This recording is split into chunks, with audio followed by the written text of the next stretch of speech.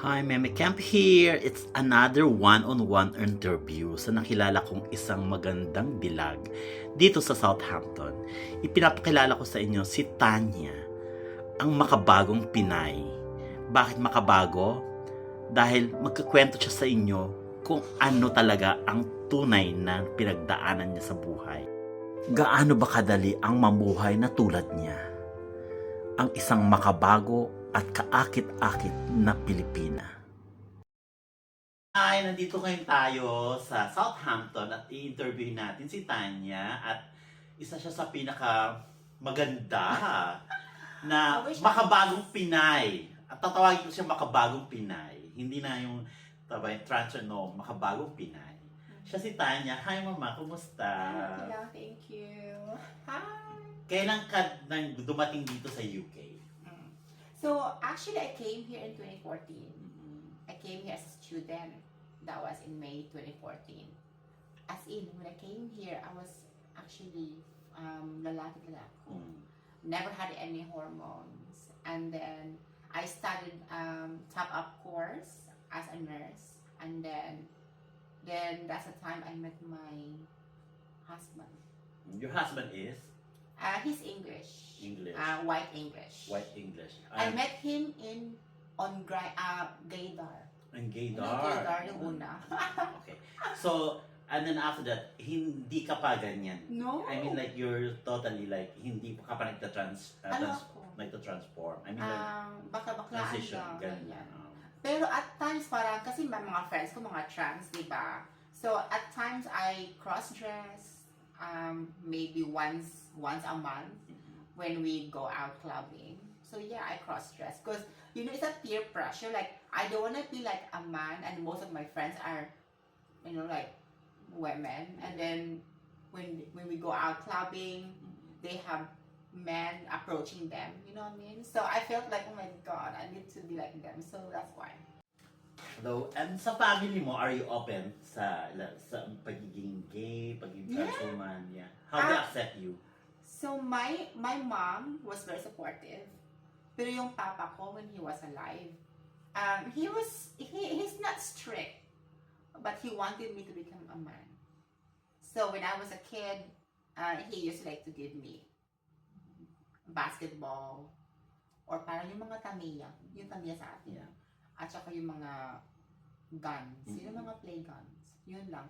Pero he wanted to become a man because yung tuloy ko pangalan JR kasi ako, junior kasi ako. So he wanted me. Junior. Oh. But bakit UK? Anong UK? Bakit UK ang napili mong puntahan? Well, actually, I'm moving to States next year. Pero I came to UK because for one, they speak English. Secondly, they needed nurses. And thirdly, it's not far from Europe. I mean, it's a European country, not far from continental Europe. And thirdly, they're open to like LGBT. Yeah. And then there's no discrimination. I think that's also that drove me to leave the Philippines because you know they keep taking a mickey. They mock you. They making fun of you because you're a gay man. Have you in the Philippines before? Have you tried na nabully ka? Yes, definitely. Even when I was in high school, you know, you couldn't get through the gates kasi yung mga straight mo mga classmates, they making fun of you or sometimes they harass you physically. But I think it's norm. It's a norm in Philippines, you know. I mean, you don't need to when I was in high school, you don't need to report them to our president. Pero yung pagbubuli sa iyo nun, tumatak ba sa iyo? Actually, honestly, yeah. Not Mentally, it didn't really, because I think it's for me. It's just for fun. For me, this is me. Honestly, I think the one that made me na parang tumatak sa ano ko, sa isipan ko is when I came here and there was a bit of when I transitioned. And I'll tell you. So when I was working in St. Mary, in one of the hospitals in NHS, parang kasi nag-transition na ako. They were not sure where I should go toilet wise. Should Yeah. I go in the female or male? Mm. Then yun, parang, when I go to a male toilet, Mm. they don't allow me because I look like a woman. Mm. When I go to female, they don't allow me because I'm a man. You know what I mean? So things like that. So, dito mo mas naranasan ang discrimination? At that something? time, kasi I was emotional kasi when I started my transition, ano mga Pinoy, Yes. mga Pinoy nurses, Yes. and they have to do it properly. I mean, in the Philippines, I don't have any issue. I mean, seriously, I don't have any issue. But at that time, but here, it seems like it's a big deal because of transitioning. I was still using my man's name, my male former name. Mm. So that when I was in transition, and then I was in hormone therapy, so I was quite emotional, and I think it was my fault partly because I introduced them abruptly. Like now I was a man, the following 2 days off, the following day I was dressed up like a woman. Yes. So they were quite shocked of what's going on. So maybe that's the one. But they were helpful, I think, because there was an LGBT committee in the trust, and they asked me, and then they facilitated my needs. And since then, wala nang problema. Okay. So, nung nandito ka na sa UK, syempre parang dito kasi open, accepted, tsaka legal. I mean, especially you're changing your gender. So, are you a totally woman now? Yes, I'm a woman now. So By legal documents, everything. So, firstly, I changed my name by deed poll. It's only 220 pounds. And after that, then I contacted my GP that I would like to refer myself to the gender identity clinic. It took me 3 years, 3 years, nearly 2 years, to get contacted by the GIC clinic. But whilst waiting, regarding your being a woman now here in UK, anong process? so I had my, I'm a post-op now, so I had my gender. How you process I started. Yes, how you started. Firstly, in 2018, this is my personal experience when I started processing from male to female.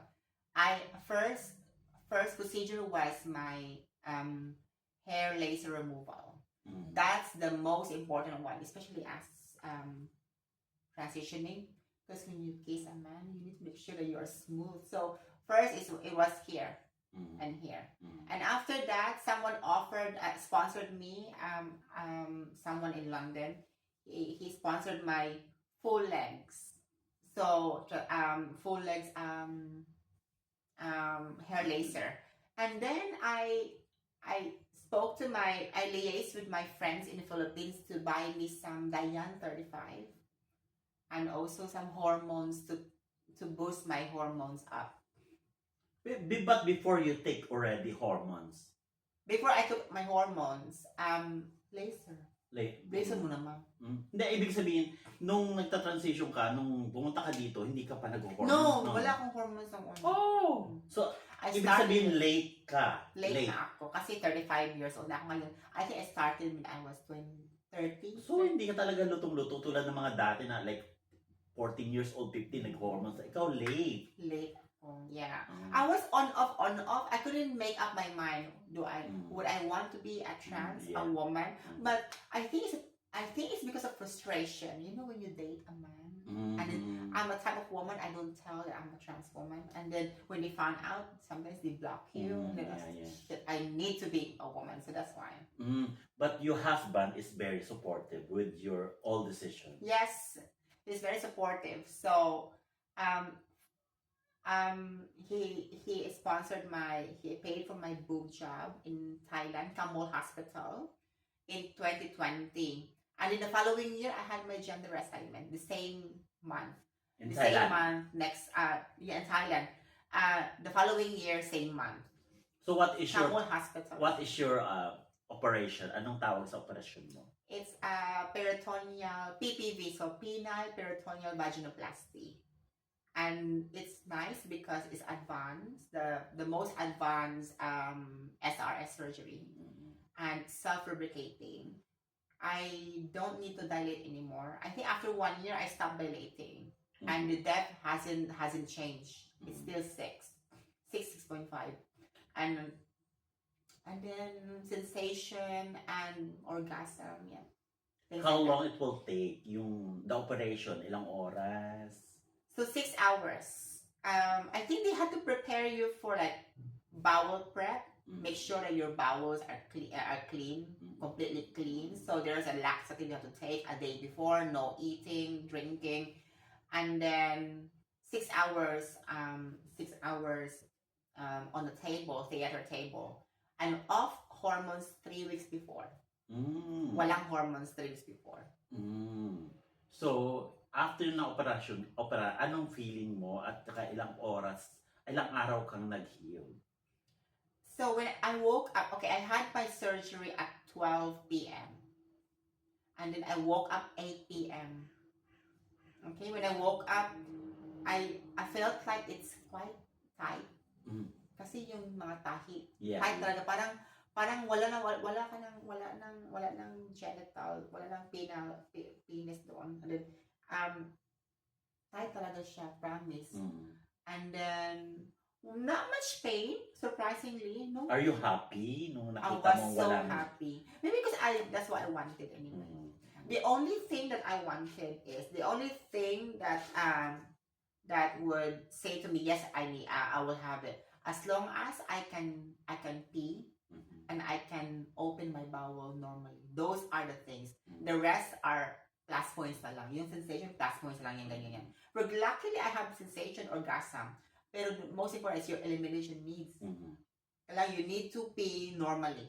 At saka you need to open your bowel normally. Kasi if may mga problema, that means that's a botched surgery. So, ang tanong ng bayan, how costly ang pag-transform? So, Total lahat pati yung boobs, everything. So, boobs ko, I would say $3,000 US dollars. In peso, that's like... In peso, how much is it in peso? All in all, pati yung... No, sa boobs ko lang. Itong 150. 3,000. 150,000. 50 times. 50, yes. Sabihin mo na. Yeah. And then, yung SRS ko is 1 million. Or 960,000 if you wanna be exact, but... yeah, it's in 1 million. My God! That includes your 2 weeks stay in Camol Hospital for free, nurses, medication, lahat. Pero yung flight at saka yung hotel, that's your cost lang. For the rest, kasi $15,000 kasi yun sa kanila. And then yung balakang sakay, Mami Debs in Cebu, it cost me 1,000 pounds. Lahat na full blast. Ito naman, nearly around 900 pounds. So, ibig sabihin, you're walking like 1.5 million. Yung pagta-transform mo. Oh, yes, yeah. And also, parang, it's to boost your confidence as well. Kasi if you wanna be a woman, you need to parang pananigan mo yan, di ba? Anong pagbabago nang na-post off ka na sa pananaw mo sa buhay, sa katayuan mo? Ano yung totality nagbago sa'yo? So I have to be honest, guys. You may like it or not, but for me, when I had my vaginoplasty, I don't tell to men I'm a trans woman. I'm so sorry, but that's me because I don't know. That's just me. I know I should be true to myself, but I'm working in a hospital and I need to blend in. And sometimes when you blend in, you don't need to tell anyone that you're a trans woman. Because if you do, some men, even though they respect you, no issues with that. But in their minds, there is a bit of a gap. And I am one of, I think I experienced that in one of the hospitals. So I would rather, like for example, now currently I'm working in one hospital. No one knows apart from Filipino community. Yeah. And then they treated me like a woman. I mean, no issues at all. They thought, kailangan mag-ano ko, no, not yet, me and my boyfriend not planning yet, Mm. ganyan. So I'll just have to say that way. And but I have many trans friends, yes, but it's just me. I don't know because like for example, yung Instagram ko, no one knows apart from you guys. All the men there, they don't know. Maybe some they have an idea, but they don't ask. And then like for example, one just messaged me, oh, I mean, are your friends are trans? I said, no, they're not. Why? Bakit may denial pa rin? I Bakit? thought- Ano yung issue? Bakit may denial Maybe pa rin? I don't know. It's just me. I have no idea. I was gonna ask. I mean, I asked my friends, and my friends knew that it's just me. It's just me. That's why it's just my personal unique me as Tanya. I don't deny with my friends, but with men, I don't know. I can't tell. It's the introducing to a man that you're not a full genetically woman. It's hard, especially if you have kasi yung rejection kasi I don't know. Maybe I was dating a wrong man, perhaps. Maybe I should date still man who likes trans. But if you date a trans lover man, they want a trans with a special thing which I don't have. I don't have anymore. Remember, you see what I mean? Yes, yes. I can't give what they need from a trans woman that they don't not that hasn't got with they don't have it with straight woman. So, ngayon, you're really, well, in my eyes, you're really a beautiful, totally everything. Pero dahil sinabi mo, marami ka pinagdaanan din. Pero may isang tanong ako, ano yung natitirang, kung babalikan mo yung nakaraan mo, yung dating ikaw, nung sabihin mong 10, 11 years old, or ano yung natitirang opinion or masasabi mong ikaw pa rin ito? Well, Dating self mo. Yeah, I think I think yung pagiging I'm still humble.